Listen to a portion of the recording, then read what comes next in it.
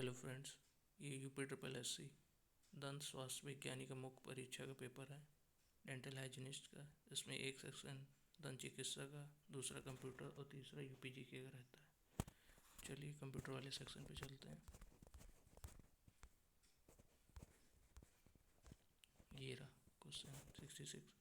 किसी श्रेणी में किसी मान की खोज करने और दूसरे कॉलम से संबंधित मान लौटाने के लिए किस एक्सेल फंक्शन का उपयोग किया जाता है? Which Excel function is used to search for a value in a range and return a related value from another column।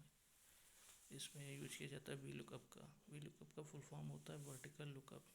जैसे कि किसी किसी टेबल को आपने बनाया, उसमें बहुत सारा डाटा है, तो कुछ डाटा आपको अगर चाहिए, बिल्कुल मतलब कि कुछ डाटा सर्च करना है, तो वी लुकअप का फॉर्मूला यूज करके सर्च कर सकते हैं।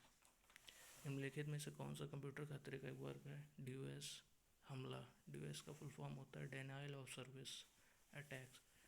जैसे कभी कभार रिजल्ट आने के टाइम पर बहुत सारे लोग एक साथ साइट ओपन करते हैं तो सर्वर डाउन हो जाता है, उसी को डेनाइल ऑफ सर्विस अटैक्स कहते हैं।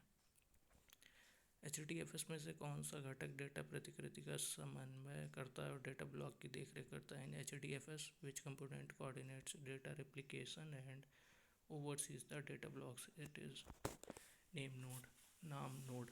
HDFS Hadoop distributed file system. Data replication मतलब कि डेटा की प्रतिछाया, मतलब कि कॉपी बना के रखता है, नेम नोड। कौन सा असंरचित डेटा का उदाहरण नहीं है?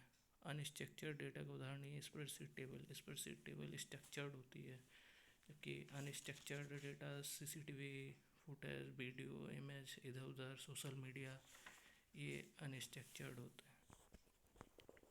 निम्नलिखित में से कौन सा तात्कालिक भुगतान प्रणाली जो 24 घंटे यहाँ तक कि छुट्टियों के दिन भी संचालित होता है? It is IMPS, immediate payment service. IMPS का फुल फॉर्म होता है। एक और फुल फॉर्म याद कर लीजिए, RTGS, real time gross settlement. ये UPSSC के एग्जाम्स में आते ही हैं। कौन सा IoT डिवाइस का उदाहरण नहीं है? Desktop computer. कई वित्तीय संस्थानों से जुड़े सीमा पार डिजिटल भुगतान के लिए किस अंतर संचालनीयता मानक का उपयोग किया जाता है? Which interoperability standard is used for cross border digital payments involving multiple financial institutions? ISO 20022, ISO 20022। ISO एक मानक होता है जो कि इसका फुल फॉर्म होता है ISO का इंटरनेशनल ऑर्गेनाइजेशन फॉर स्टैंडर्डाइजेशन। इसका हेडक्वार्टर जिनेवा में है। और कुछ ISO मानक याद कर लीजिए। ISO 9001 क्वालिटी मैनेजमेंट के लिए होता है। ISO 14001 इन्वायरमेंटल मैनेजमेंट के लिए। ऐसे ही ISO 27001 इंफॉर्मेशन सिक्योरिटी मैनेजमेंट के लिए होता है। ये इम्पोर्टेंट है। डिजिटल वित्तीय समीक्षाओं के भाव विश्लेषण में प्राकृतिक भाषा प्रसंस्करण कार्यों के लिए कौन सा मशीन लर्निंग मॉडल सबसे प्रभावी है? LSTM। LSTM को फुल फॉर्म भी आता है LSTM long short term memory network. LSTM एक तरह का नेचुरल नेटवर्क होता है जो कि कंप्यूटर को याद रखने और सीखने में मदद करता रहता है। पर्यवेक्षित और अपर्यवेक्षित लर्निंग के बीच में मुख्य अंतर, मतलब कि सुपरवाइज्ड और अनसुपरवाइज्ड लर्निंग के बीच।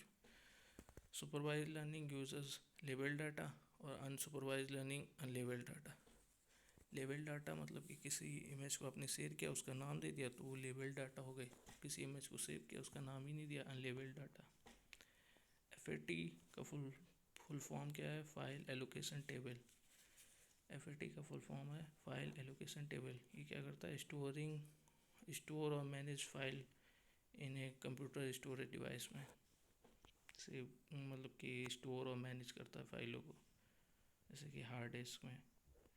कौन सा IoT प्लेटफॉर्म अमेजोन द्वारा प्रदान किया जाता है? AWS IoT core. ऐसे माइक्रोसॉफ्ट एज्योर, ये एज्योर IoT होता है। गूगल का होता है Google cloud IoT core. Machine learning model विकसित करने के लिए किस ढांचे फ्रेमवर्क का व्यापक रूप से उपयोग किया जाता है? TensorFlow. TensorFlow is a tool that helps computers learn and understanding things. World wide web को किस वर्ष सर्वप्रचलित किया गया? 1991 में। वर्ल्ड वाइड वेब की खोज की थी टिम बर्नर्स-ली ने सर्न लैब में। कौन सा सॉफ्टवेयर ओपन सोर्स सॉफ्टवेयर का उदाहरण है? लिनक्स। और भी हैं, अपाचे है, वेब सर्वर सॉफ्टवेयर होता है, और एंड्रॉयड।